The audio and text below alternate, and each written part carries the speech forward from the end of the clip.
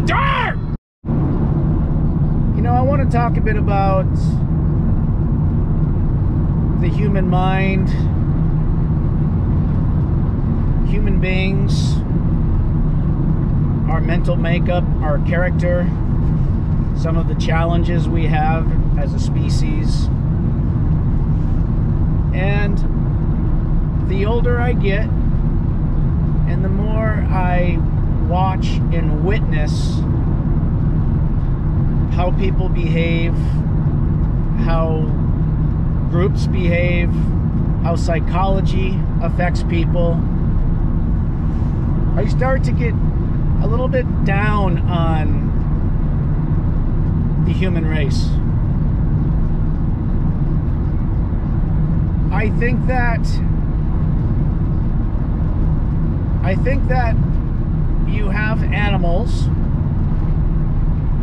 and then you have human beings, which are human animals. But the human beings have a brain that functions at a higher level than the standard animal. So it allowed us to develop technology and progress to a certain level. And that's good. I mean, progression is nice. Technology has been helpful. Computers have been helpful. Smartphones have been helpful for the most part.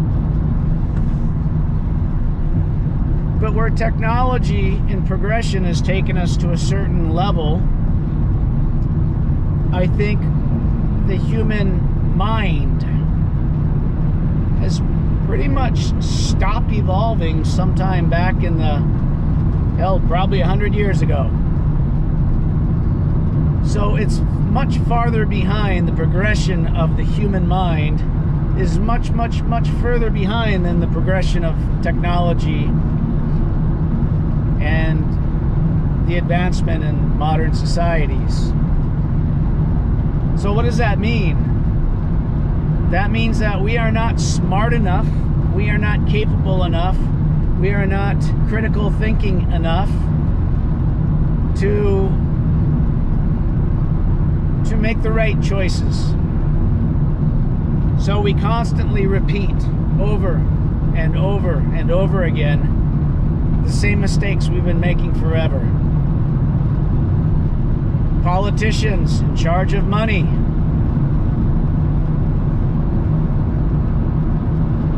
company financial people who embezzle, baseball and soccer coaches in the school systems who molest the children, priests, pedophiles, Boy Scout leaders.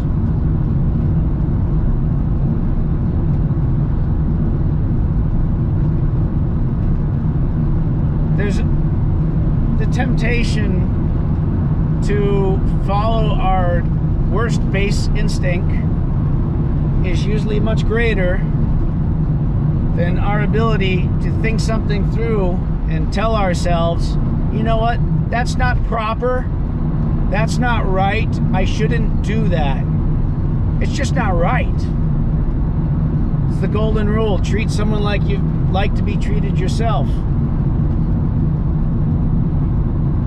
Yet, every time we turn on the news, there's more graft, more corruption, more dishonesty, more lies, and it never ends. And we say those who cannot learn from the past are doomed to repeat it. Well, we repeat these things over and over and over. It never ends. If we were able to learn from the past, then all of that behavior would stop, because we would say, oh yeah, we've read stories about these people who did these terrible things, and that's wrong. I sure wouldn't do that. Everyone knows that's wrong. So then that behavior would automatically cease. But what happens is we get in a situation where if we tend to be fond of children and we're working around children, where the animal instinct comes out and overpowers our human instinct. So all rhyme and reason, rationale, common sense, it's out the window. Because all you're doing at that point is following whatever that animal instinct is. Same with embezzling. You work for a company, and your job is to count the money and to move it around from account A to account B, and you say, boy, you know what? It sure would be simple for me to just set up a little, you know, a shadow account and move some of this into that account and then keep it for myself. Boy, that sounds easy. You know what? Because that is so easy, I think I'll try it. And then you do it, and then you feel a bit guilty the first time, but boy, it worked. No one's questioning you. Boy, that was easy. And you spent that money, and then you realized, you know what, I really want to buy that Porsche. If I could just pilfer another 100 grand, I could buy the Porsche I want. So you do it a bit more, and before you know it, that Porsche sounds sweet and looks good in your driveway, but here's the downside. Your house is dumpy. Shit, maybe you rent an apartment. How can a Porsche look good parked in front of your one-bedroom apartment next to the neighbor's Ford Geo? Okay? It can't. So then you think, you know what? I need the house to match the Porsche. So if I can just pilfer $500,000, I'll be able to buy that dream home with the long cobblestone driveway, so I can park my Porsche in front of my house on the driveway, and boy, won't my life be complete. So it goes on and on and on, because now it's too late. You can't stop. The horse is out of the barn, they say. The money's too easy. If you got easy money rolling in, why would you stop? After all, you depend on that money. You got a big mortgage now that you bought that $500,000 house. You got car payments now that you bought that Porsche. Hell, you got to take out these women you're meeting on your dating apps to the fanciest restaurants in town to impress them, because you're not going to drive them to a Taco Bell in your $50,000 Porsche. So it goes on and on and on. So now you're stuck.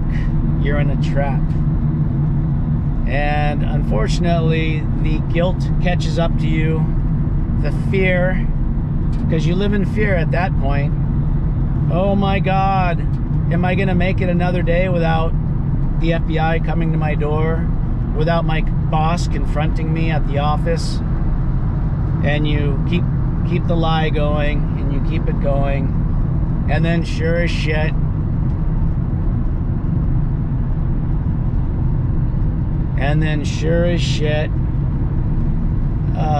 your face is plastered all over the local 6 o'clock news for being the one who embezzled $3.5 million from your organization, which is really sad if it's a non-profit whose money is to generate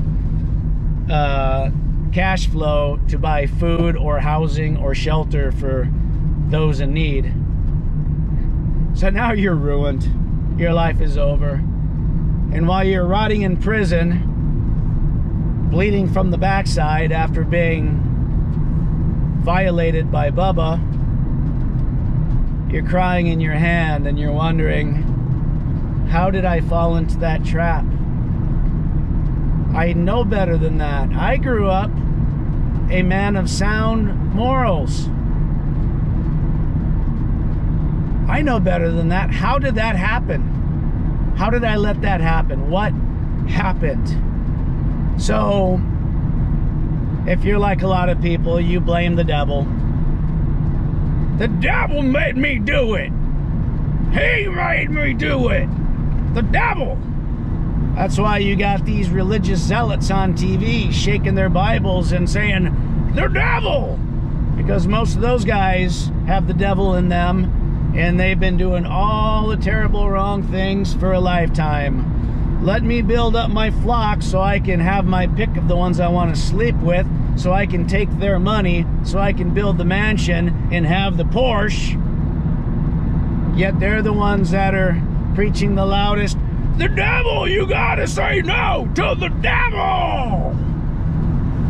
Well, if only they would practice what they preach, because most of them do not say no to the devil, and most of them have skeletons in their closet and have a sketchy past, and most of them just want your money and they want personal gain.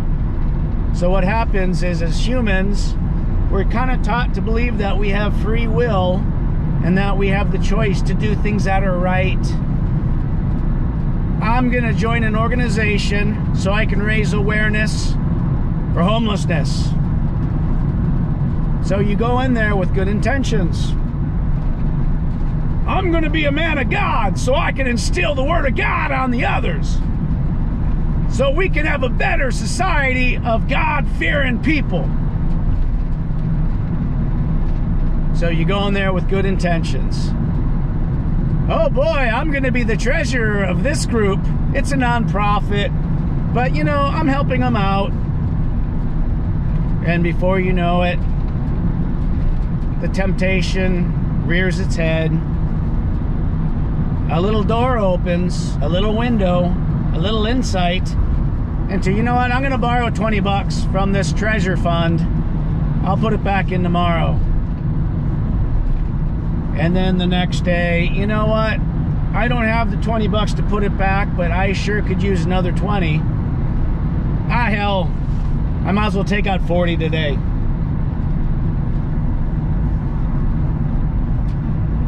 And it goes on and on and on. Before you know it, you're taking out 100 here, 100 there.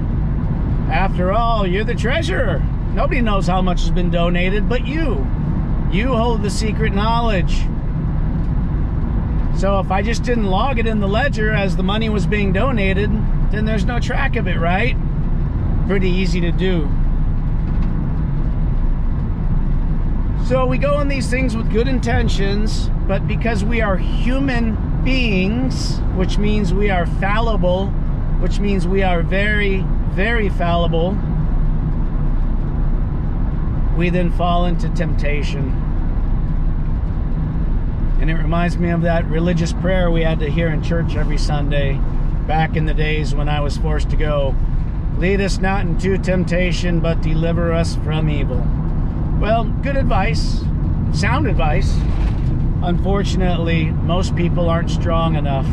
So when you meet somebody who's got impeccable integrity, the questions you got to ask is it just a show? Does this person really have impeccable integrity, or is he just putting on a front?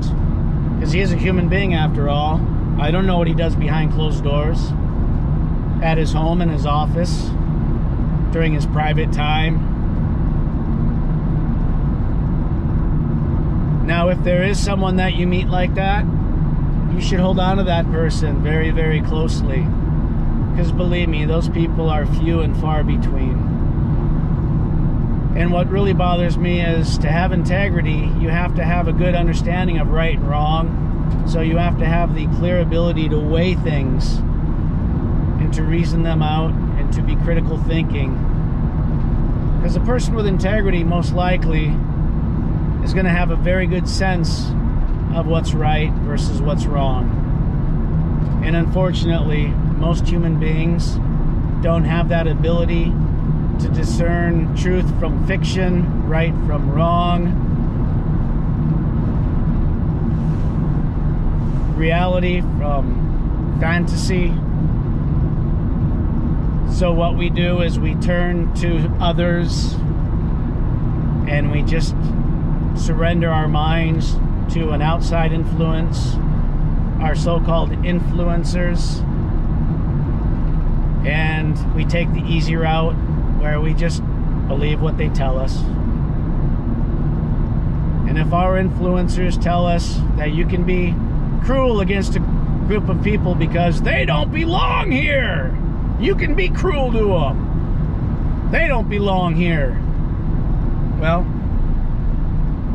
so much for your integrity. In fact, most people don't even know what integrity is. They just look for that influencer to just tell me how to act, tell me what to think, tell me what to do. If you say I can be mean to these people because they don't belong here, then I'm going to be mean to them because, hey, you told me it was right and I trust you. Thus, I believe that this is the biggest problem with humanity, the world, and reality, is the fallibility of the human mind. That weakness is bringing us down as a species. And I don't think anyone's going to say, you're wrong. Humans are generally good. Yeah. Well, they are. Until the switch flips in their head. That makes them very, very bad for an instant. And all it takes is an instant. Yeah, you know, I joined this group called ISIS, and hate to say it, but I was worked up because, you know, our thought leaders told us we should go out and chop off some heads. So, you know, he said it and I believed him because he's a religious man, and who am I to question him? So I chopped off a few heads and never really felt good about it, but I was doing you know, God's work because I was told that's what to do. But you know, our mullah got murdered. My thought leaders have all been annihilated. So now I'm just gonna go work as a volunteer at a soup kitchen. So 3 times a day, I wake up at 5 a.m. and I spoon food onto plates of the less needy.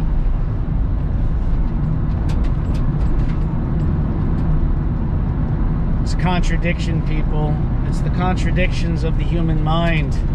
The ability to want to do right, to think you know right from wrong, but for some reason to forget it all, or for that little window to rear its ugly head, or for a momentary lapse of reason, for a second of bad judgment, to fuck it all up. How many people have murdered someone in a emotional rage? And you say, you know what? That was the most calm, level-headed man. Hell, he was my math teacher. He never showed any emotion. He was a robot. We used to call him Mr. Robot because he was just automated. He was like a computer. But Mr. Robot one night was arguing with his spouse of 40 years. And all of a sudden, that flip in his head switched, and he lost full control, and he stabbed his woman 500 times. And as Mr. Robot sits in the police station, he's shaking his head going, I don't understand what happened. We were there having a discussion 1 minute, and we never argue. And the next thing you know, I was driving my knife into her chest over and over and over again. It's almost like I was possessed. It's almost like forces outside of me had got into my brain and told me to do this, and I had zero control over it. That's the human dilemma. We have no control over it. We stormed the Capitol because we have no control over it. an outside influence, a thought coach, suggested we do so. Who am I to question? And then we get caught up in mob mentality. Just the same, it's all the same thing. It's all frailty of the human mind. We're weak people. We are weak. And if we look in the mirror every day, when we wake up, we might be better off saying, I am a human being, therefore I am weak. I must be very vigilant to be on guard against any potential weakness that might pop up and sway me to do something that would be wrong. And if we just do that daily mantra every day, we'd probably still do the wrong thing. So it probably doesn't matter.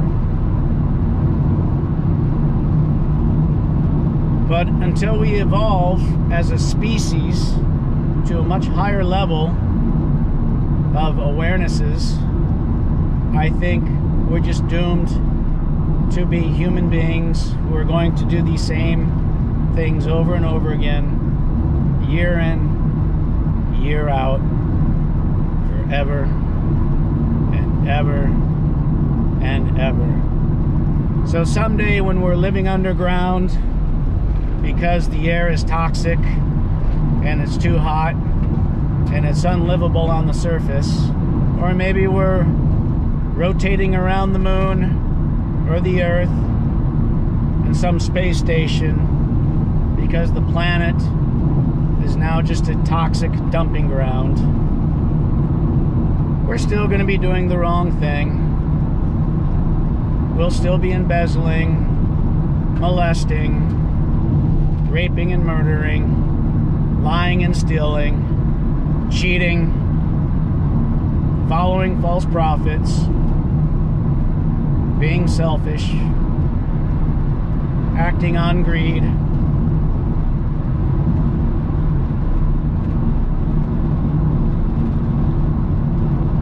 Pretty negative, I know. But when you see things repeat your whole life over and over again and they never stop, you see the behaviors over and over again. Most people don't even question it. They just go, oh, that's life. That's life. That's what some people say. Embezzled in April, raped a woman in May. So, yes, that's my daily Saturday morning rant. Have a good day. GoPro, stop recording. Strike!